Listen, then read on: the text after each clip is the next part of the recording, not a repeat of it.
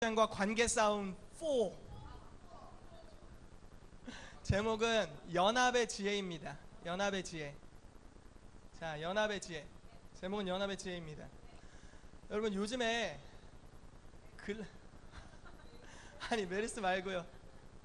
메르스 말고 근래에 왕의 사역에 많은 사역의 제의가 있는 것 같아요.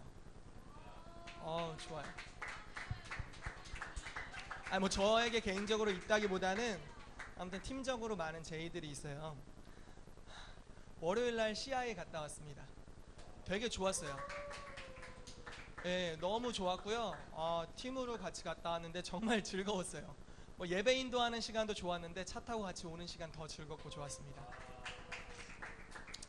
이바울 목사님과 현주 사모님과 우리 가이자매와 넷이 오는데 되게 즐겁고 재밌었고요. 그런데 이제 이번에 하루 인도하고 왔는데 좋은 이야기는 매달 부탁을 하시더라고요. 그래서 매달로 이야기가 고정 출연으로 이야기가 잘 됐고요. 할렐루야.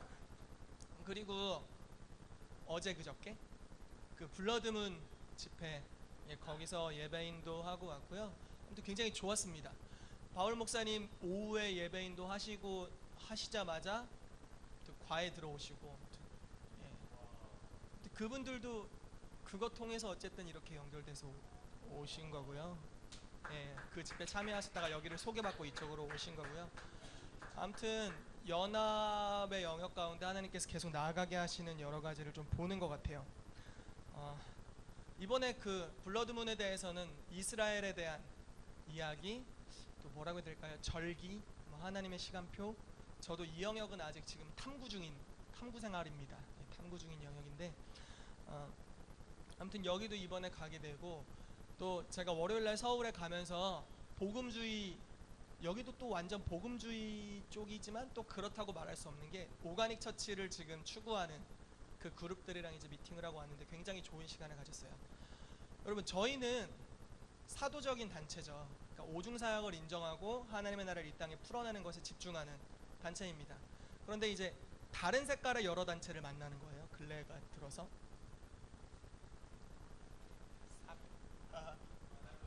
예, 저거 트세요. 그 여러 단체들을 만나는 거예요. 저희랑 색깔이 틀린. 이게 지금 되게 중요한 시즌이라고 느껴져요. 여러분 집중하고 계세요? 정말요? 저희랑 다른 색깔의 여러 단체들을 하나님께서 의도적으로 여신다라는 마음이 있는 거예요. 그래서 영적 전쟁의 때를 이제 이번 그 분기가 돼서 선포하고 나서 한 4월 정도였던 것 같은데 4월달 들어서고 선포하고 나서 쭉 이렇게 돌파를 계속 선언하면서 취업의 역사들이 우리 안에 있었죠. 그러다가 이제 관계에 대해서 하나님이 다루길 원하시고 관계적인 영적 전쟁을 선포하고 나서 관계가 아무튼 멀쩡하던 관계가 뒤집어지거나 아니면 뒤집어진 관계가 회복으로 돌아오거나 아무튼 이런 여러 가지 변화들이 지금 있습니다. 그런데 이런 시즌에 주님이 오늘 다루길 원하시는 말씀은 어떤 것이냐면 집중하실래요? 이게 신경 쓰이거든요. 리액션이 빠지니까 신경이 안 쓰일 수가 없죠. 다른 색깔의 단체들을 이렇게 붙여주시고 연결을 시켜주시면서 우리 안에 뭔가 말씀하길 원하시는 게 있다라는 걸 느끼는 거예요. 그래서 오늘은 연합의 지혜라는 주제로 한번 말씀을 나눠보면 너무 좋을 것 같아요. 이것이 관계 싸움과도 굉장히 밀접하고요. 또 하나님께서 앞으로 주실 다음 시즌과 굉장히 밀접한 걸 제가 느꼈어요. 그래서 어제 사실은 말씀을 좀 받았는데 오늘 이렇게 쭉 정리하면서 이게 생각할수록 훨씬 더 중요하구나, 생각할수록 너무 중요한 부분이구나라는 것을 좀 느꼈습니다. 여러분 연합에는 지혜가 필요합니다. 연합에는 정말 지혜가 필요합니다. 낮아진 마음도 필요하고 지혜도 필요하죠. 이것들에 대해서 오늘 나눠보도록 하겠습니다. 누가복음 9장 49절 50절 말씀 같이 볼까요? 누가복음 9장 49절에서 50절 말씀.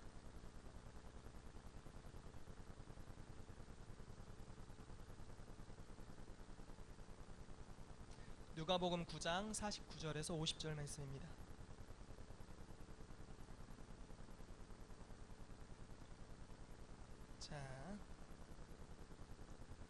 읽을까요? 찾으셨어요? 시작. 요한이 여짜오되 주여 어떤 사람이 주의 이름으로 귀신을 내쫓는 것을 우리가 보고 우리와 함께 따르지 아니하므로 금하였나이다. 예수께서 이르시되 금하지 말라. 너희를 반대하지 않는 자는 너희를 위하는 자니라 하시니라. 아멘. 여러분, 이 말씀에서 보여지는 모습은 뭔가요? 자, 보세요. 예수님의 제자들이 이제 9장 초반에 돼서야 이제야 파송을 받습니다. 그래서 예수님이 그들에게 귀신을 쫓는 능력을 주셨고 병을 고치는 능력을 줘서 보내셨어요. 보내고 나서 이제 그들도 처음 해본 거예요. 그러니까 되는 거죠. 초자연적인 사역들이 일어나는 겁니다. 그리고 나서 돌아왔어요. 돌아오자마자 바로 무슨 소리가 들리냐면, 야, 이번엔 내 사역이 대박이었어. 그랬더니 저기서 요한이, 야, 아니야, 내 사역이 대박이었어. 저기가 베드로가 내가 최고였다 막 이러고 이제 막 누가 더 크냐는 논쟁을 벌이기 시작합니다. 그러면서 뭐 내가 더 교만하냐, 네가 더 교만하냐 이런 이제 소리들이 들리는 거죠. 그렇게 막 외치는 소리들이 있을 때 예수님께서 들으시고 어린아이 하나를 불러다가 데려다 세우시고 이렇게 말씀하십니다. 천국에서는 이 어린아이와 같이 자기를 낮추는 자가 큰 자니라 라고 선포하십니다. 그래서 서로 비교의식을 갖지 않게 하시는 거예요. 천국은 경쟁이 아닙니다. 믿으십니까? 이게 저는 왕의 사역이 없다는 게 너무 감사해요. 경쟁은 하나님 나라 문화가 결코 아닙니다. 그분의 나라에서 오지 않았어요. 경쟁은 가인으로부터 시작됐습니다. 버려짐으로부터 시작된 게 경쟁이에요. 나중에 뭐 깊이 있게 다룰 수 있는 시간이 있으면 좋겠지만 어쨌든 하나님의 나라에는 비교와 경쟁이 없어요. 각자 가치가 서로 다른 것이죠. 그런데 이제 이 서로 개인 간의 비교의식을 주님께서 막으시자마자 어떤 일이 발생됐냐면, 그러면 우리 그룹이 모든 그룹보다 제일 크다 라는 논쟁이 시작된 겁니다. 똑같이 예수님을 직접적으로 12제자처럼 따르지는 않지만 예수 그리스도의 이름으로 표적과 기사를 행하던 무리들이 그때 있었던 거죠. 무명의 그리스도인들이 있었던 것입니다. 예, 무명, 이름이 없는.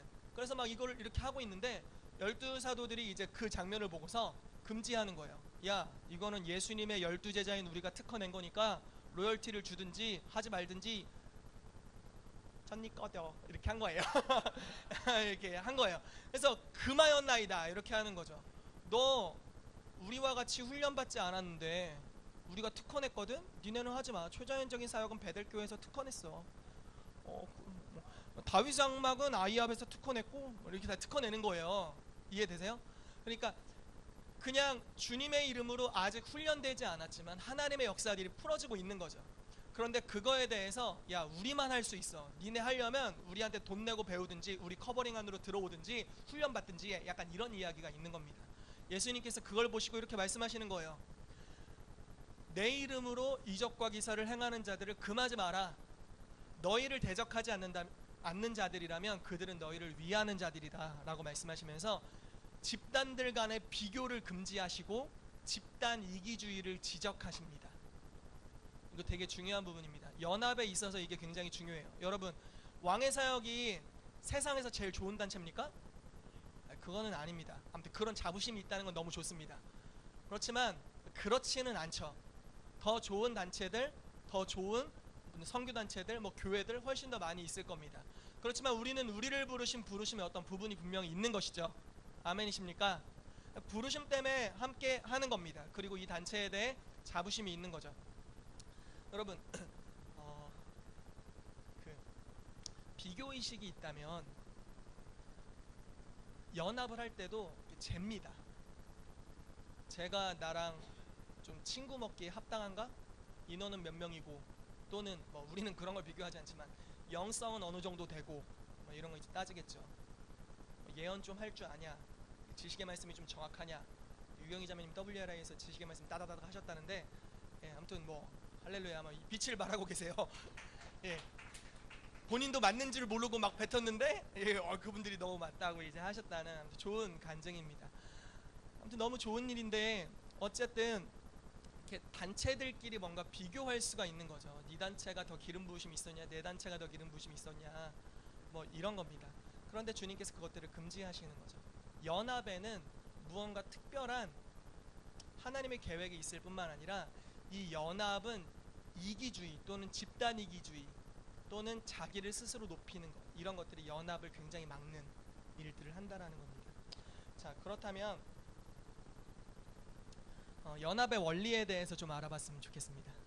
여러분, 오늘 되게 재밌는 일이 있었는데 저희가 이제 새벽에 잤어요. 오늘 새벽에 저와 아내가 잠들어가지고, 아내는 저보다 훨씬 늦게 잤고 아침에 잠들었던 것 같은데, 저는 이제 한 5시 정도에 말씀 준비하고 이것저것 하다가 말씀도 준비를 안 하고 잤구나. 예, 잤습니다. 그래서 이제 저의 계획은 이거였어요. 오후 1시에 일어나서 씻고 밥 먹고 2시에는 출발해서 카페로 가서 말씀을 같이 준비하고 같이 교제하고 여유 있게 있다가 센터로 와서 오늘 모임을 해야겠다, 이런 이제 아주 뭐라고 해야 될까요? 여유 있는 계획을 가지고 있었어요. 그런데 아침 9시가 되자 우리 아버지가 연락이 오셨습니다. 그래서 뭐 아무튼 일을 시키셔가지고 3층에 올라갔다 일을 하는데, 그리고 막 다시 잠들었는데 결국 2시에 깼어요. 2시에 깨가지고 이제 급하게 준비하고, 급하지도 않게 사실 준비했고요. 밥을 먹고 이렇게 했는데, 이제 설거지를 하고 뭐 씻고 나가면 되는 건데, 갑자기 제가 뭐라고 해야 되나, 너구리의 꼬리를 밟았어요. 주방에서 설거지 하려고 물건을 나르다가 이게 얼마나 좀, 이게 저희 집의 고양이를 알아야만 이해할 수 있는 거긴 한데, 이렇게 하다가 뒷걸음질 쳤는데 너구리 꼬리를 진짜 세게 밟았어요. 애가 뭐, 세상에 그런 비명을 들어본 적이 없어요. 저희가 강하게 징계할 때도 그런 소리를 아이가 내지 않았었는데 진짜 깜짝 놀랐어요. 정말 웃겼던 거는 뭐냐면, 진짜 되게 미안한데, 그렇게 밟히고 나서 너구리가 너무 놀란 거예요. 애가 진짜 너무 놀라가지고 막 발광을 한 거예요. 막 도망가기 시작했는데 그 장면을 지켜보고 있었던 봉구리가, 너구리가 놀라가지고 막 소리를 지르면서 자기한테 막 뛰어오니까 봉구리가 갑자기 하 하면서 둘이 격투가 시작됐습니다.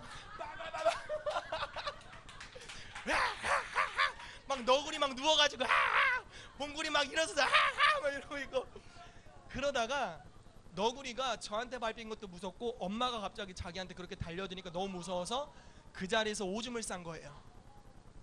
저희 집 바닥 오줌 흥건하고 막 난리도 아니었습니다. 그래가지고 막 소리를 질렀는데 안 멈추는 거예요. 그래서 너구리를 발로 딱 찼더니 싸움이 딱 멈췄어요. 예. 그래서 싸움이 이제 종결되고 너구리 안아주고 봉구리 안아주고 달래고, 이렇게 좀 진정이 됐습니다. 이제부터 연합의 원리가 적용되어야 됐던 거예요. 뭐냐면, 저의 스타일은 그날 딱 일정이 있으면 다른 부수적인 게 생기더라도 그냥 다 무시해버리고 그것만 저지르는 타입이에요. 이게 제 타입입니다.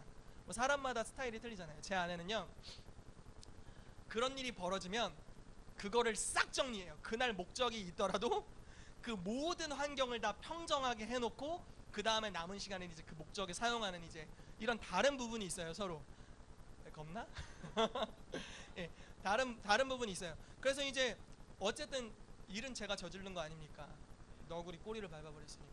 그래서 막 오줌 난리도 아니고, 애 막 여기 막 찌린내 나고, 막 고양이 오줌이 좀 세거든요.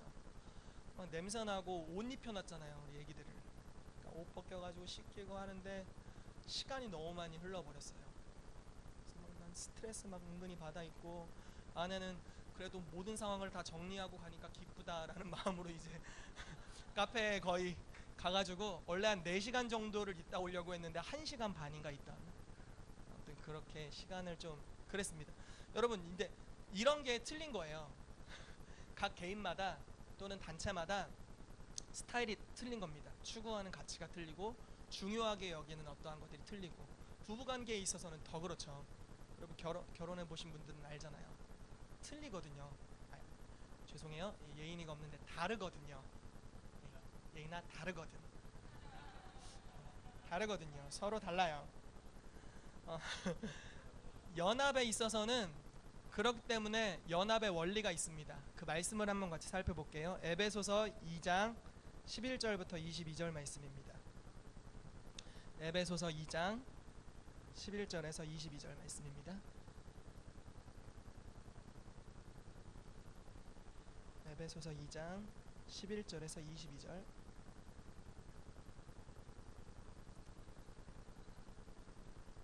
에베소서 2장 11절에서 22절 말씀입니다.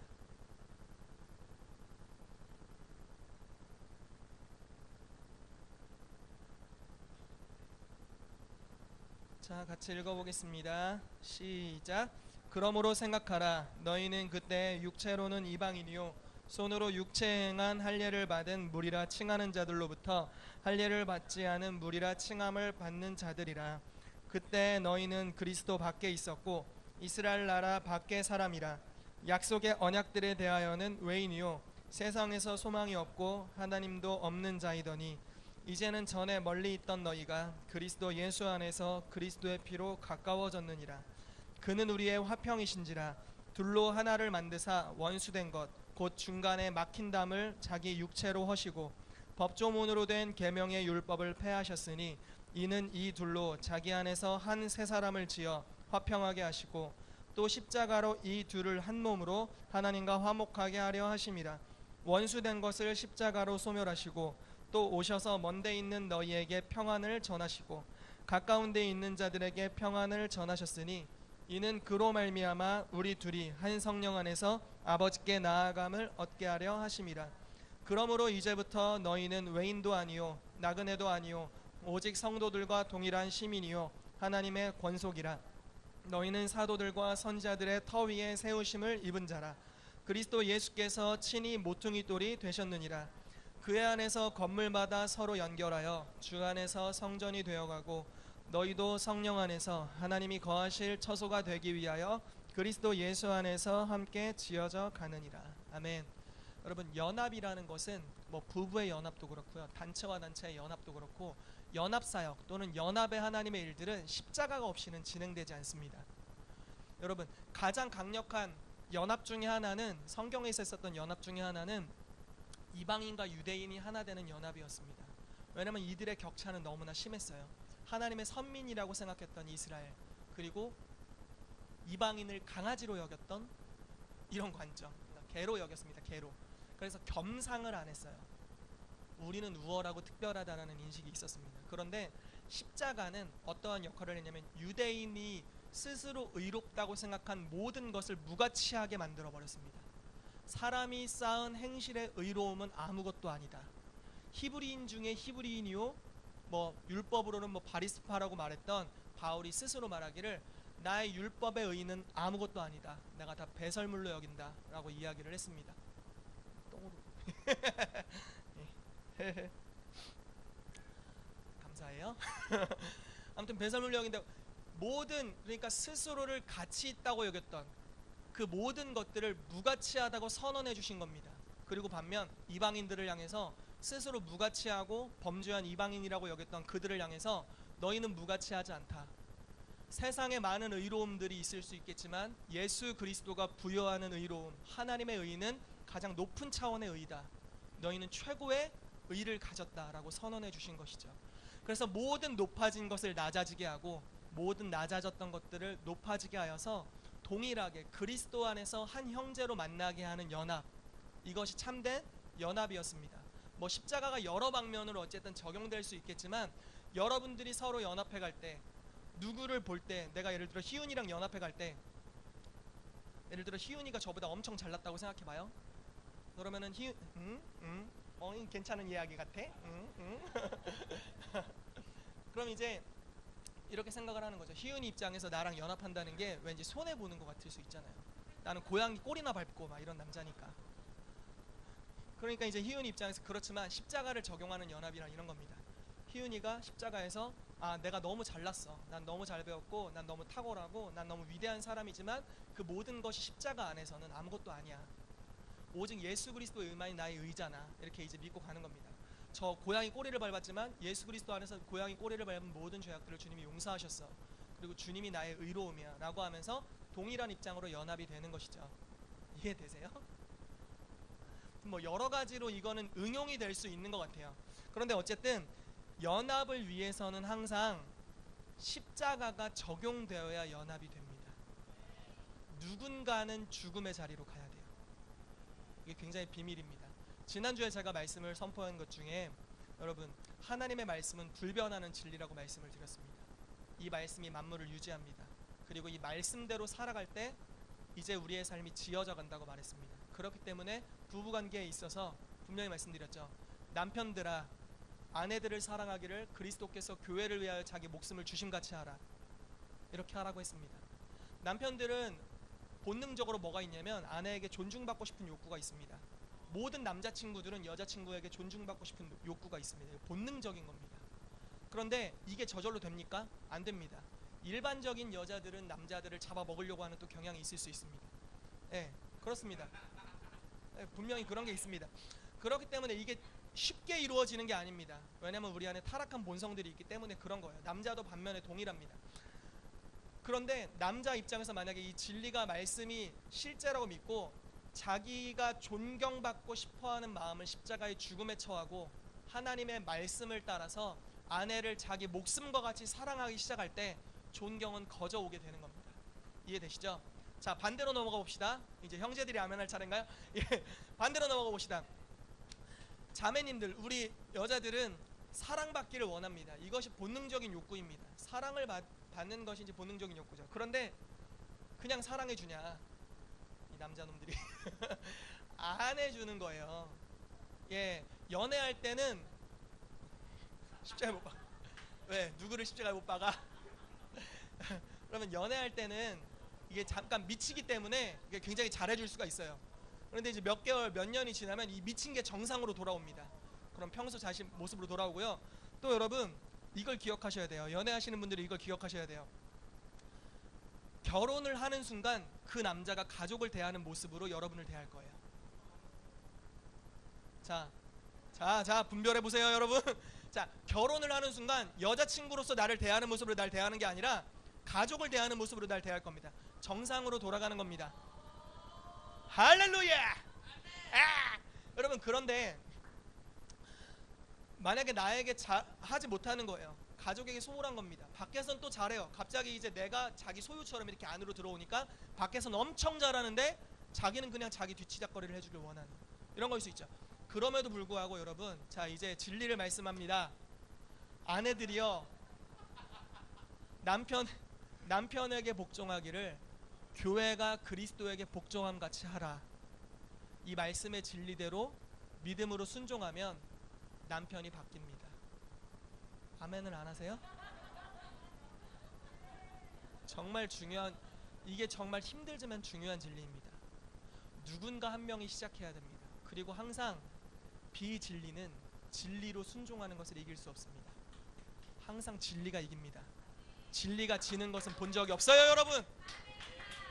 그러므로 마땅히 할 도리들을 각자 하시면 관계들의 풀어짐이 있을 것입니다. 십자가를 통해서 이루어지는 겁니다. 그렇기 때문에 연합이라는 것은 항상 십자가의 죽음에 처하고 새로운 부활의 본성, 그리스도의 본성을 가지고 살아갈 때야만이 연합이 이루어지는 것입니다. 여러분, 믿음으로 진짜 순종하시게 되시기를 축복합니다. 지난주의 말씀이 지난주의 말씀이 이 관계 싸움에 있어서는 쉽게 말해 획을 긋는 말씀입니다. 제가 말씀드렸죠. 이렇게 생선 머리를 치듯이 딱 잘렸으면 좋겠다고. 지난주 말씀이 그런 말씀이었습니다. 그것을 꼭 여러분 매듭 짓고 가시게 되시길 축복해요. 나 말씀을 알아. 그런데 순종하지 않고 그것이 삶에 배지 않는다면 여러분의 삶에 전혀 변화가 없을 겁니다. 하나님은 거짓말쟁이가 아니거든요. 하나님은 바보도 아닙니다. 그러니까 속지를 않아요. 속일 수가 없어요. 그래서 정말 우리가 중심을 다해서 진리에 순종한다면 실제로 변화가 옵니다. 하나님 살아계시기 때문에 그렇습니다. 아멘. 저도 열심히 하려고 노력하고 있고요. 그래서 안 하던 설거지, 안 하던 요리 노력하고 있습니다. 그렇지만 제 아내가 보기에는 저 코웃음 치는 거 보이시죠? 아무튼 각자 기준이 매우 틀린데 제 편에서는 최선을 다하고 있고요. 그리고 제 아내도 노력하는 것이 이제 좀 보여요. 예. 예전에는 뭐 먹고 싶으면 괜히 내가 할 줄 모르는데 오빠 이것 좀 해줘, 이것 좀 해줘 해가지고 굉장히 괴롭혔거든요.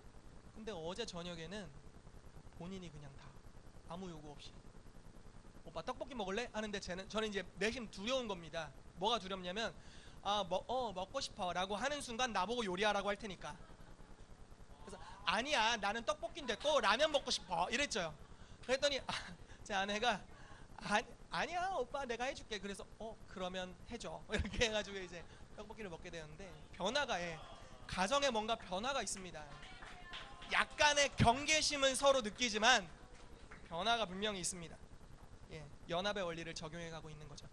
어쨌든 여러분, 연합은 십자가를 통과해야만 연합할 수 있습니다.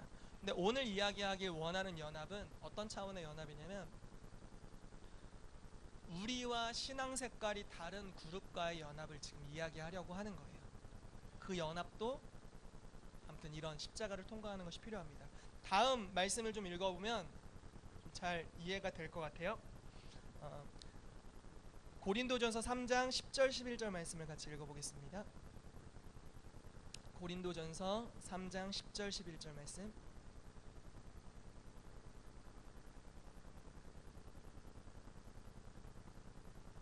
자, 읽어볼게요. 고린도전서 3장 10절 11절. 시작. 내게 주신 하나님의 은혜를 따라 내가 지혜로운 건축자와 같이 터를 닦아두매 다른 이가 그 위에 세우나 그러나 각각 어떻게 그 위에 세울까를 조심할지니라.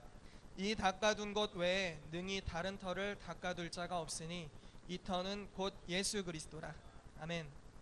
여러분, 고린도 교회에 방문했던 사역자 중에 유명한 사람들이 있었습니다. 자, 맞춰보세요. 고린도 교회를 방문했던 사역자들: 바울, 베드로, 아볼로. 예, 이렇게 세 명이 대표적으로 방문했고 거기에 사역도 해본 적이 있었던 사람입니다. 자, 여러분, 베드로는 뭐 최고의 아무튼 위대한 사도죠. 바울은 정말 뭐 탁월한 이방인의 사도입니다. 아볼로는 쉽게 말해서 말로는 따라갈 자가 없는 사람이에요. 알아들으셨어요? 말로는 따라갈 수 없는 세 명의 엄청난 사역자들이 고린도 교회라는 한 교회를 방문해서 여러 년 또는 여러 날을 가르치고 사역하고 자기의 진액을 쏟아서 기름 부으심과 계시와 사랑을 흘려보냈습니다. 자, 보세요. 그런데 고린도전서 1장, 3장 이렇게 보다 보면 이 교회에 어떤 문제가 있냐면요, 분파가 일어났습니다. 당짓는 일이 일어난 거죠. 나는 바울파다, 나는 베드로파다, 나는 아볼로파다, 나는 예수 그리스도파다. 뭐 이런 것도 나왔어요. 예. 그래서 파가 4개로 갈려가지고 서로 누가 옳으냐, 누가 맞냐, 누가 크냐는 논쟁을 하게 됐고요. 또 좀 이게 안타까운 것이 근친상간이 일어났습니다. 그래서 자녀가 새엄마랑 어떤 성적인 관계를 맺는, 그런데 그것을 아무도 교회 안에서 책망하지 않는, 회개를 촉구하는 일이 없는, 그게 그냥 무덤덤하게 넘어가는, 그리고 교인들 간의 싸움이 있었는데 서로 송사하고 고소하는데 그것을 세상 재판관에게 송사하고 고소해서 교회가 풍지박살 나는 여러 가지 문제들이 그 교회 안에 존재했다라는 겁니다. 여러분, 3명의 위대한 사역자, 한 명만 왔다 가도 정말 그 지역에 부흥을 가져오는 사역자들인데, 이들이 3명이나 갔는데 이 교회에 나타난 일이 이렇게 어처구니가 없는 거죠. 왜 그랬을까요? 자, 보세요. 다시 얘기를 해볼게요. 저희는 사도적인 흐름의 단체입니다. 그런데 어느 날 복음주의에서 제일 유명한 목사님께서 왕사에 오셨어요. 그분이 뭐 예를 들어 쉽게 말해서 2만 명 이하로는 설교를 해보신 적 없는 분인데 여기 이제 몇 명을 놓고 설교를 해주십니다. 그리고 막 자기의 사랑과 진액을 딱 쏟아 부어주세요. 우리가 막 은혜를 엄청 받았어요. 그리고 나서 빌 존슨 목사님, 존슨빌 오셨어요. 그래가지고 여기서 이제 강의하시고 말씀해주시고 막 사역 풀어놓으시고 막 행복했습니다. 그러더니 이제 와그너 할아버지 딱 오셔가지고 막 티칭해주시고 막 행복했어요. 그러다가 CIA에서 비레몬 감독님 갑자기 오셔가지고 막 이것저것 다 해주셨어요. 막 예언 다 해주고 막 난리 났습니다. 예. 그러면서 이제 오가닉 처치에 이제 권위자가 와서 막 사역 다 하는 거예요. 아무튼 좋은 거는 여기다 다 뿌려놓고 왔어요. 그랬더니 이 얼마 없는 사람별로 분파가 다 생긴 겁니다. 지금 그런 경우가 일어난 거죠. 왜 그럴까요? 왜 그럴까요? 왜냐하면 여러분, 여러 권위, 하나님이 세우신 여러 사도적인 리더들이 있지만 그들로부터 무언가가 풀어졌을 때 그걸 담아내는 그릇으로서의 교회, 단체 또는 개인이 건축자의 지혜를 가지지 못했기 때문에 그렇습니다. 정말 중요한 이야기입니다. 이거 오늘 말씀은 제가 좀 어렵다고 생각은 들어요. 그런데 이게 꼭 숙제입니다. 여러분, 연합사역을 많이 해보시면, 저도 이제 연합사역들을 많이 해봤고 또 뭐 여러 저희 색깔 단체가 아닌 여러 사역들을 많이 경험해봤지만 좋은 말씀들을 계속 듣습니다. 계속 듣다 보면 어떤 일이 벌어지는지 아십니까? 혼란이 생겨요. 여기선 이렇게 말하는데 여기선 다르게 말해. 다 그리스도 안에 있는데. 여기선 이 단체를 비판하는데 나는 여기 또 가서 사역을 하고 있는데 여기선 이 단체를 또 비판하고 있어요. 서로 다 걸리는 거죠. 복음주의가 은사주의를, 은사주의가 복음주의를, 뭐 기도의 집이 뭐 일터 사역을 비판하는, 일터 사역 기도의 집을 비판하는, 뭐 이런 일들, 여러 가지 서로 비판들이 있는 겁니다. 그러면서 혼란에 빠지는 거죠. 그리고 나도 그냥 어느 라인에 서서 그냥 반대편을 비판하는 정도로 머물 거냐, 이런 이제 갈등들이 생기는 겁니다. 제가 알기로는 어제 아마 대체 신학에 대해서 그 블러드문에서 이제 오후에 이야기한 걸로 알고 있는데, 이제 이런 겁니다. 대체 신학이라는 여기서 특별히 이걸 이야기해야 되나 모르겠는데, 대체 신학이라고 하는 단어 자체가 어떤 것이냐면, 여러분 구약에 이스라엘이라는 단어가 있죠. 그런데 역사적으로 신학이 발전해 오는 과정에서 이스라엘이라는 나라가 없어져 버렸습니다. 주후 약 70년경에 이스라엘이라는 나라가 이 땅에서 없어졌어요. 그리고 1940 몇 년도, 정확히는 기억 안 나는데 몇 년도에 다시 독립을 해서 이스라엘이 생기게 됩니다. 그러니까 약 1900년 동안 이스라엘이라는 나라가 없어졌기 때문에 구약 성경이나 신약 성경에 나온 이스라엘을 해석하는 신학자들의 입장이 어떨까요? 이스라엘이라는 나라는 없으니까 다시 생길 거라고 믿지 않고 이스라엘을 다 교회로 해석을 한 겁니다. 그래서 대체했다 해서 대체 신학이에요. 이해되시죠? 이것도 분명히 문제가 있어요. 문제가 있는, 여태까지 신학 발전들이 이런 문제를 안고 있었습니다. 그런데 또 약간 이게 이 두 진영이, 복음주의와 약간 이스라엘을 강조하는 진영이 서로 이걸로 굉장히 문제가 팽배합니다. 대립되어 있는 거죠. 그러니까 어쨌든 여러 가지 소리들, 분명히 하나님께서 시대적으로 감동을 주시고 기름 부어 주시는 단체들인데, 그 단체들이 뭔가 색깔이 하나씩 틀린 거예요. 저희 기도의 집 사역 해야 되잖아요. 아멘이시죠? 그런데 기도의 집 사역을 하는 대부분의 단체들의 색깔 중에 하나, 우리가 좀 어려워하는 거, 종말론, 이런 것들이 약간 어두운 경향이 있는 건 사실이죠. 그러니까 기도의 집 사역을 받아들이면서 종말론을 어떻게 갈 것인가, 이게 굉장히 또 숙제인 거죠. 여러 가지 숙제가 있어요. 이해되시죠? 여러 가지 숙제가 있습니다. 일터 사역을 주장하면서 기복주의랑 또 안 부딪힐 수가 없습니다. 우리가 욕먹는 게 이제 너희 기복주의다, 복만 빈다, 뭐 이런 거죠. 이런 경향으로 갈 수 있는 거죠. 어쨌든 여러분, 그러므로 오늘 우리가 고린도전서 3장 10절 11절을 읽었는데요, 건축의 지혜가 필요합니다. 다시 한번 제가 읽어드릴게요. 내게 주신 하나님의 은혜를 따라, 이제 바울이에요. 내가 지혜로운 건축자와 같이 터를 닦아두매 다른 이가 그 위에 세우나 그러나 각각 어떻게 그 위에 세울까를 조심할지니라. 이 닦아둔 터 외에 능히 다른 터를 닦아둘 자가 없으니 이 터는 곧 예수 그리스도라. 자, 터는 유일하게 하나랍니다. 예수 그리스도랍니다. 그래서 처음에 우리 단체가, 쉽게 말해 우리 단체가 여러 연합 사역들도 이제 앞으로 더 섬기게 될 거고요. 이번에 거기 아무튼 참여하고 나서 또 사역 제의들이 좀 들어왔어요. 그러니까 이렇게 얘기해도 되나? 좀 큰 단위의 연합 사역의 어떤 제의들이 들어왔어요. 이스라엘 컨버케이션? 근데 거기 뭐 천안에서 이번에 한대요. 12월에. 그래서 한국, 중국, 일본, 이렇게 몽골, 이렇게 네 나라에서 모인답니다. 우리나라에서 뭐 전국에서 모여서 하겠죠. 그때 이제 예배 인도나 이런 것들이 이제 왕사에 부탁을 하셨어요. 그래서 이제 제가 좀 이스라엘 잘 몰라서요, 배워가려고 하는데요. 그렇게 이제 담당하신 목사님께 말씀드렸더니 목사님께서 아유, 한 번만 참여하면 금방 배워 이러면서 하는 쪽으로 얘기를 막 하시더라고요. 어쨌든 좋은 사역들이 계속 열리고 있는 거죠. 근데 제가 다 동의는 하지는 아직 못해요. 그럼에도 불구하고 하나님이 사역들을 여시는 과정입니다.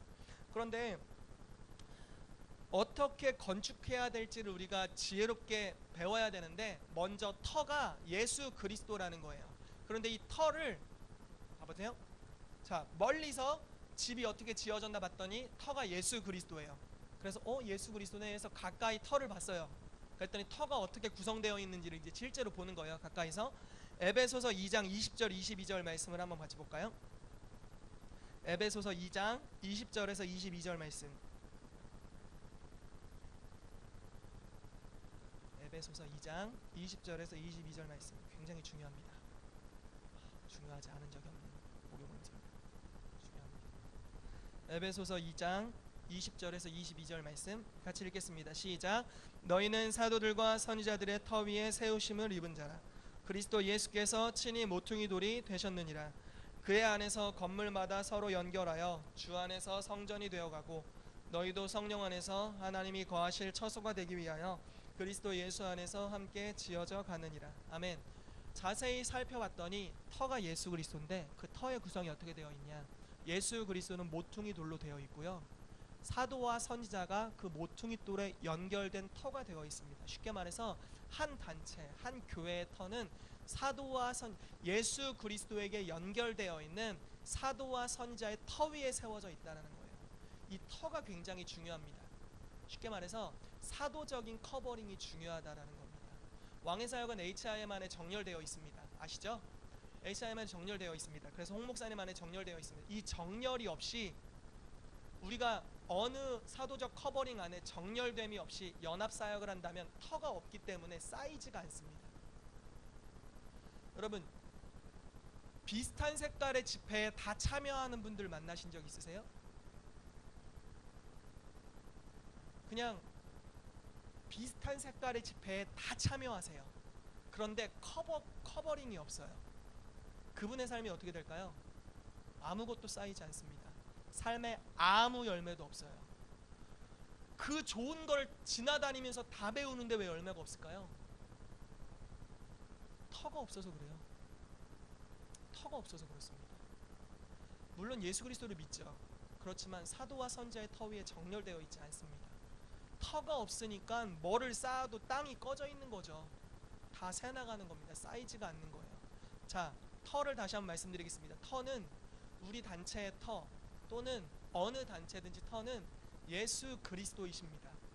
그 예수 그리스도는 사도와 선지자를 통해서 주님의 교회를 세워가세요. 그래서 사도적인 커버링에 정렬되어 있는 게 정말 중요합니다. 내가 갑자기 요셉이를 보면서 실제로 그렇지 않나요? 연합사역들을 많이 해보면 저희가 경험이 쌓여요. 뭐가 쌓이냐면 돌아다녀봐야 열매가 없다는 걸 알아요. 사도와 선지자의 터 위에 정렬되면서부터 이제 쌓이기 시작합니다. 자, 다시 한번 쭉 가보죠. 고린도전서 3장 12절에서 15절 말씀입니다. 고린도전서 3장 12절에서 15절 말씀 바로 뒤에 있죠. 같이 읽어볼게요. 시작. 만일 누구든지 금이나 은이나 보석이나 나무나 뿔이나 집으로 이 터 위에 세우면 각 사람의 공적이 나타날 터인데 그날이 공적을 밝히리니 이는 불로 나타내고 그 불이 각 사람의 공적이 어떠한 것을 시험할 것임이라. 만일 누구든지 그 위에 세운 공적이 그대로 있으면 상을 받고 누구든지 그 공적이 불타면 해를 받으리니 그러나 자신은 구원을 받되 불 가운데서 받은 것 같으리라. 아멘. 자, 다시 말씀을 쭉 전체적으로 그림을 살펴보죠. 자, 터는 예수 그리스도 또 사도와 선지자의 터 위에 우리가 세워져 있습니다. 쉽게 말해서 왕의 사역이라는 단체는 HIM의 색깔을 그대로 받아들이고 그 커버링 위에 세워져 있는 거죠. 왕사의 비전을 이야기할 때 오중 사역을 통한 성도 운동 그리고 성도를 사회 일곱 영역에 파송해서 그 문화를 제자화시키는 것, 이것이 저희의 비전입니다.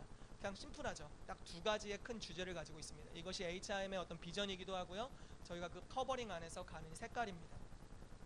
그런데 어쨌든 이 터가 우선 기반으로 되어 있는 상태로 다른 것들을 쌓아간다라는 겁니다. 근래 이번 연도의 작년 말부터 저희가 기도의 집 사역 비스무리한 걸 지금 하고 있습니다. 뭐 어디서 많이 배우진 않았지만 악기가 들어오면서부터 매일마다 예배를 드리고 있죠. 이게 원래 우리의 색깔은 아닐 수 있어요. 그렇죠? 이게 원래 우리의 색깔은 아닙니다. 저는 계속 기도하고 있는 것보다 나가서 사역하는 게 저의 더 체질이에요. 저 돌아다니는 걸 되게 좋아하고요. 근데 한 자리에서 계속 기도하는 이 운동에 대해서 주님이 하기를 원하세요.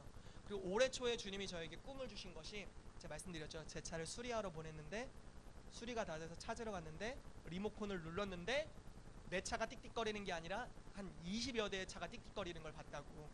이거는 하나의 색깔의 사역이 아니라 이제 여러 가지 색깔의 사역들을 갖게 될 것에 대한 주님의 말씀이었거든요.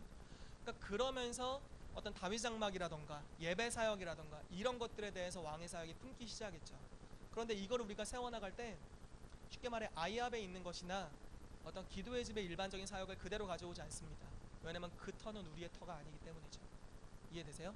HIM이라는 터 안에서 또는 왕의 사역이라는 이 터 안에서 그러한 사역들의 지혜를 배우는 겁니다. 터가 있기 때문에 배우면 이제 쌓입니다. 그리고 또 한 가지, 공적. 여기 공적이라고 나오는데 개역 한글에는 공력이라고 나옵니다. 쉽게 말해서 그 쌓아놓은 것이 이제 시험을 받을 겁니다. 예를 들어서 매일마다 예배로 나아가는 것, 하나님을 사랑하는 첫 계명을 정말로 삶의 모든 것의 우선순위로 삼을 테냐? 이런 어떤 불로써 시험을 받는 거죠. 바쁜 일들이 일어나는 겁니다. 문제들이 막 발생되는 거예요. 그럼에도 불구하고 그 자리에서 하나님을 예배할 것인가? 그러니까 시험 당하는 겁니다. 아이압이나 어떤 건강한 기도의 집의 단체들은 여러 가지 시험과 환란이 있음에도 불구하고 주님께 무릎 꿇기를 배운 단체들이죠. 아멘이시죠? 우리가 그 단체를 존중합니다. 그래서 그와 같이 열매 맺어서 계속 24시간 365일 10년 넘게 하는 단체들이 있어요. 그런데 그 단체가 열매 맺는 것을 그냥 진리를 한번 듣고 우리도 해보고 싶네, 요즘 유행 타는 것 같네 해가지고 그냥 한다면 그것은 남지 않을 거예요. 언젠가 시험 받을 겁니다. 그래서 시험받아 불로써 연단함을 받는데 사라지지 않는 진리만이 바로 우리의 것이 됩니다. 이해되시죠? 여러분, 여러 가지 바쁜 사역들이 있죠. 그럼에도 불구하고 지금 매일기도 사역자들이 매일마다 자기가 내가 이번엔 예배할게, 어제는 요셉이가 예배할게, 이런 이야기들을 합니다. 자원에서 어제는 다른 사람 있네? 이런 일들이 있어요.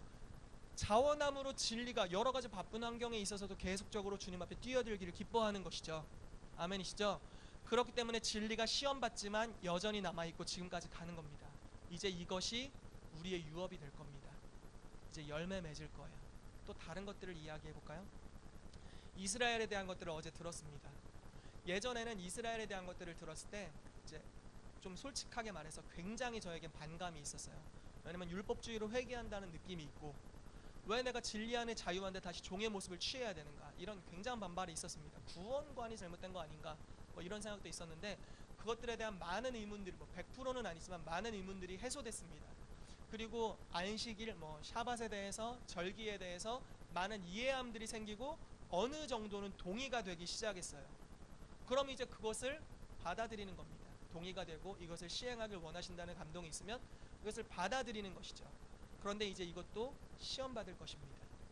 불로써 연단을 받을 겁니다. 그래서 삶으로 소화해낸 환난과 핍박이나 반대가 와도 이 말씀을 붙잡고 진리임을 믿고 살아낼 때 이 말씀에서 약속된 열매가 우리의 삶에 임하게 될 겁니다. 아멘이시죠? 여러분, 또 뭐가 있을까요? 이런 것들이 지난주에 부부관계에 대해서 또 관계에 대한 싸움을 선포했습니다. 여러분, 시험 받을 겁니다. 남편을 사랑해 보려고 했더니, 순종해 보려고 했더니 남편이 그날따라 난리네. 순종할 수 없는 것을 요구하네. 마음에 복받치게 하네. 이런 것들이 있는 거죠. 아내를 진짜 목숨을 버려 사랑하려고 하는데 갑자기 아내가 막 입에서 가시가 나오네. 가시 발사 막 이렇게 나오고. 이해되세요? 시험 받는 겁니다. 그럼에도 불구하고 십자가에서 자기 육체를 죽음에 처하고 믿음으로 순종할 때 시험을 시험을 통과해낼 때 그 진리에서 말씀하신 약속, 그것을 받게 되는 것입니다. 이해되시죠? 굉장히 중요한 부분을 나눴습니다. 자, 첫 번째가 이제 그거였고요. 쭉 보면은, 자, 고린도전서 3장 16절에서 17절 말씀을 한번 보겠습니다. 그 바로 아래에 있는 말씀이죠. 고린도전서 3장 16절에서 17절 말씀 읽을게요. 시작. 너희는 너희가 하나님의 성전인 것과 하나님의 성령이 너희 안에 계시는 것을 알지 못하느냐. 누구든지 하나님의 성전을 더럽히면 하나님이 그 사람을 멸하시리라. 하나님의 성전은 거룩하니 너희도 그러하니라. 아멘. 바울이 좀 극단적으로 이야기합니다. 너희 하나님의 성전이다. 성전을 더럽히면 하나님이 그 사람을 멸해버릴 거다. 이렇게 세게 말씀하십니다. 여러분, 터 위에 세우는 것을 이야기하고 있습니다. 바울은 이렇게 말해요. 내가 지혜로운 건축자다. 그래서 나는 예수 그리스도라는 터, 사도와 선자의 터로부터 너희를 세워나가기를 원한다. 그런데 너희들이 이제 여러 사역자들이 너희 교회를 방문했지. 그래서 무언가를 쌓아둘 때 주의해라. 율법주의자들이 와서 쌓는다면 그것들은 시험받아 없어질 거니까 쌓지 마라. 분별해서 쌓을 것을 선택하라는 겁니다. 그런데 이렇게 쌓여질 때 특별히 고린도 교회에 어떤 문제가 있었냐면 이야기했죠. 근친상간의 문제가 있었다고요. 굉장한 성적인 범죄잖아요. 있을 수 없는 이거 인륜을 배반한 거 아닙니까? 말도 안 되는 일입니다. 그런데 그것이 여러분 보세요. 여기는 그런 사람 없다고 치고 뒤쪽에 사람이 있어요. 이 사람도 근친상간했어요. 저 사람도 근친상간했어요. 저 사람 다 했어. 나 혼자 안 했어. 그럼 내가 어떻게 보여요? 비정상으로 보이잖아요. 그래서 나도 해요. 조금 극심하게 심각하게 얘기해 볼게요. 저 교회도 근친상간했어. 좀 심한 말이에요. 주님 죄송합니다. 이 교회도 했어. 저 교회도 했어. 우리 교회만 안 하고 있는데 그거에 대한 확고한 믿음은 없어. 그럼 조만간 어떻게 될까요? 우리 교회도 합니다. 무슨 말이냐면 그 당시에 근친상간이라는 문제는 고린도라는 지역에 항상 있었던 문제일 겁니다. 세상이 그렇기 때문에 교회도 자연스럽게 물들어가서 그거를 터 위에 쌓은 겁니다. 성에 대한 거룩함을 세상과 다르게 가지 않고 그냥 적당히 타협해버린 겁니다. 이해되시죠? 무슨 말씀인지. 이게 이런 게 뭐 성에 대한 부분만 아니라 굉장히 많을 겁니다. 요즘 우리 강균성 씨께서 나오셔가지고 아주 성선생으로 아주 성교수님으로 아주 유명하게 지금 강의를 하시는데, 근데 그런 굉장히 잘 하시는 거죠. 진리에 대해 타협하지 않는 거죠. 여러분 동성애는 성경에서 절대 아닙니다. 근데 세상이 지금 외치고 있어요. 언론이 그게 당연하다는 듯이 외쳐요. 그러면 하나씩 타협하게 되겠죠. 그럼 어떤 일이 벌어질까요? 이 교회도 타협하고 저 교회도 타협하다 보면 자연스럽게 타협해 가는 겁니다. 예수 그리스도의 터 위에 그것과 전혀 합당하지 않은 적그리스도적인 것을 쌓는 거죠. 주님이 이것을 경고하시는 거예요. 너희는 하나님의 성전인데 어떻게 비진리를 쌓을 수 있느냐. 구별해라 라고 말씀하시는 겁니다. 여러분들이 무언가가 진리 안에서 세워져 갈 때 예수 그리스도의 터 위에 세워가십시오. 사도와 선지자와 정렬되십시오. 이것이 우리가 되어 있죠. 그럼 이제 무엇을 쌓아갈 때 세속적인 것에 내가 타협하고 있는 것이 있는지를 보십시오. 그래서 뭐가 비진리와 타협되어 있는가, 하나님의 성전에 어울리지 않는 나의 가치관이 어떠한 것이 있는가, 율법주의가 있나, 성에 대한 문란함이 있나, 재물에 대한 욕심이 있는가, 우상숭배가 있는가, 기복주의 신앙이 있는가, 이런 것들을 분별하라는 겁니다. 하나님과 어울리지 않는 것들은 하나님의 성전에 있을 수 없기 때문에 우리 안에도 있을 수 없고 또 우리 가정에도, 이 교회에도, 이 단체에도 있을 수가 없다라는 것입니다. 무엇을 쌓을지 주의해라 라고 말씀하시는 겁니다. 성전에는 하나님의 진리의 말씀들이 쌓여 있어야 될 줄로 믿습니다. 아멘. 자, 고린도전서 3장 21절에서 23절 말씀 같이 보겠습니다. 자, 이제 결론 부분으로 가고 있습니다. 자, 3장 21절에서 23절 같이 읽을게요. 시작. 그런즉 누구든지 사람을 자랑하지 말라. 만물이 다 너희 것임이라. 바울이나 아볼로나 게바나 세계나 생명이나 사망이나 지금 것이나 장래의 것이나 다 너희의 것이요 너희는 그리스도의 것이요 그리스도는 하나님의 것이니라. 아멘. 자, 말씀이 되게 신기하지 않나요? 한번 잘 보세요. 너희가 지금 싸웠다. 뭐라고 싸웠냐면 바울 선생님 우리 선생님이고 우리는 그분 소속이고 그분이 짱이야 뭐 이렇게 얘기했고요. 저쪽은 아볼로가 짱이야, 말 제일 잘해 이렇게 이야기했고요. 게바는 그림자만 덮여도 치유돼 뭐 이렇게 이제 서로 자랑을 한 겁니다. 그런데 바울이 지금 무슨 이야기를 하냐면 아니다, 다 틀렸다. 나도 네 거야. 베드로의 영성과 계시와 기름 부으심과 사랑도 네 거야. 아볼로의 말빨도 네 거야. 다 네 거래요. 그리고 너희는 그리스도의 것이야. 그리스도는 하나님의 것이야 라고 이야기를 하는 겁니다. 여러분 연합사역을 하잖아요. 우리가 만약에 다른 단체에 대한 존중함이 있다면, 그리고 우리가 터 위에 제대로 쌓아가고 있다면 존중하는 그 단체의 기름 부으심은 여러분들의 것이 될 겁니다. 오늘 예배도 굉장히 특별하지 않았나요? 오늘 예배 너무 좋았죠. 왜 그럴까요? 바울 목사님이 어제보다 더 많이 기도를 하셨나요? 그러실 수 있습니다. 당연하다는 듯이 이렇게 말씀하시면 안 되고 그러실 수 있어요. 그러실 수 있습니다. 금식의 각오로 하셨을 수가 있습니다. 저의 해석은 이렇습니다. 저의 해석은 CI에서 예배를 섬기고 오셨죠. 그리고 그 단체를 굉장히 존중하셨습니다.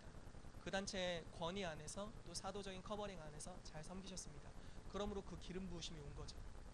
그리고 이스라엘에 대해서 강의가 있었는데 그 강의에 대해 섬기셨습니다. 예배로 섬기셨죠. 그리고 그 단체에 유업이 온 겁니다. 그러니까 원래 내가 있었던 것보다 죄송해요.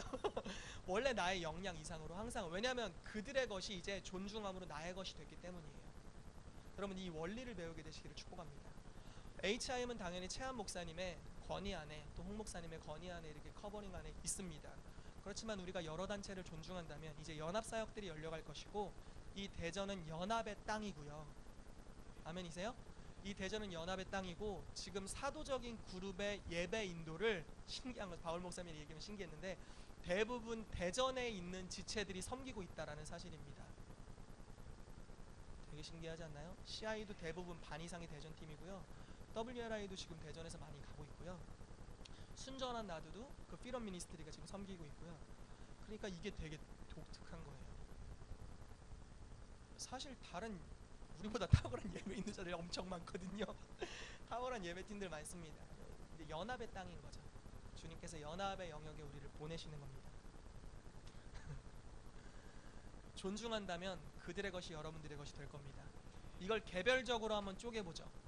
여러분들이 현주 사모님을 존중한다면 현주 사모님의 기름 부으심이 여러분들의 것이 될 겁니다. 할렐루야. 노래 열매 이름이에요. 노래 열매. 노래. 여러분 유경희 자매님을 존중하신다면 지식의 말씀이 여러분들의 것이 될 겁니다. 할렐루야. 항상 이런 거예요. 지식 존중할 때 그들의 것이 여러분들의 것이 됩니다. 이것은 실제예요. 이것은 그냥 좋은 말이 아닙니다. 실제로 역사되는 것입니다. 여러분 희윤이를 존중할 때 희윤이의 모든 좋은 것이 여러분들에게 갈 것입니다. 할렐루야. 아멘. 뭐 내려와? 너무 올라가지 말고 내려오래. 여러분 각자에게 주신 은사들이 있죠. 그것들을 존중할 때 그것이 여러분들의 것이 될 겁니다. 그래서 말씀을 이제 정리하겠습니다.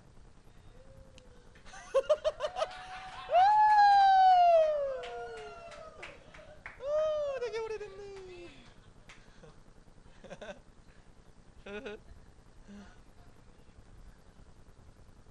연합들이 앞으로 일어날 겁니다. 다음 시즌이 되면 더 많은 연합이 일어날 겁니다. 이제 관계들이 정리되고 감사한 건 제 안에 관계들이 뭔가 묶였던 게 풀어지면서 정말 더 많은 연합의 제의들이 많습니다. 저랑 색깔이 전혀 다른데 연합하자는 이야기들이 있는 거예요. 그래서 이제 연합들이 더 많이 일어날 텐데 이때 기억해야 될 것, 예수 그리스도 안에 연결되십시오. 사도와 선지자의 터 위에 정렬되십시오. 무엇을 쌓을지를 주의해서 여러분 지혜로운 건축자가 되십시오. 아무거나 쌓지 마시고요. 분별해서 하나님으로부터 온 진리들을 쌓아가십시오. 그리고 세상과 타협지 않고 아닌 것들을 버리십시오. 그리고 존중함으로 그들의 기름 부으심을 여러분들의 것으로 삼으십시오. 그러면 여러분들이 혼자 뚫고 가는 것보다 훨씬 더 많은 유익함과 폭발적인 은혜들이 임하게 될 것입니다. 전도서 4장 9절에 12절 이렇게 말씀합니다. 제가 읽겠습니다. 두 사람이 한 사람보다 나음은 그들이 수고함으로 좋은 상을 얻을 것임이라. 혹시 그들이 넘어지면 하나가 그 동물을 붙들어 일으키려니와 홀로 있어 넘어지고 붙들어 일으킬 자가 없는 자에게는 화가 있으리라. 또 두 사람이 함께 누우면 따뜻하거니와 한 사람이면 어찌 따뜻하랴. 한 사람이면 패하겠거니와 두 사람이면 맞설 수 있나니 삼겹줄은 쉽게 끊어지지 아니하느니라. 아멘. 여러분 이번 주에 연합 예배가 또 있습니다. 너무 귀한 소식입니다. 대전 땅에 연합들이 있다는 게 너무나 귀한 소식이고요. 7월 4일이었던 것 같은데 7월 4일에 로드니 앤더슨 맞나요? 네, 로드니 앤더슨 목사님을 초대하기로 했습니다. 이분이 아이압의 부학장이셨고요. 아무튼 기도의 집 사역에 아무튼 도가 트신 분이십니다. 그분은 오셔서 다윗 장막에 대한 것이든지 아무튼 이런 것들을 나눠 주실 겁니다. 여러분 그때 꼭 오십시오. 저희랑 색깔은 분명히 틀립니다. 그렇지만 존중함으로 섬길 때 그들의 것들이 우리에게 부어지게 될 것입니다. 뭐 나중에 홍 목사님도 우리 초대하고 싶고 여러 초대하고 싶은 분들이 너무나 많습니다. 그래서 우리가 그분들이 세워질 때마다 믿음으로 존중함을 표현한다면 그들의 것이 우리와 합심되어서 함께 역사되게 될 줄로 믿습니다. 아멘. 같이 기도하겠습니다.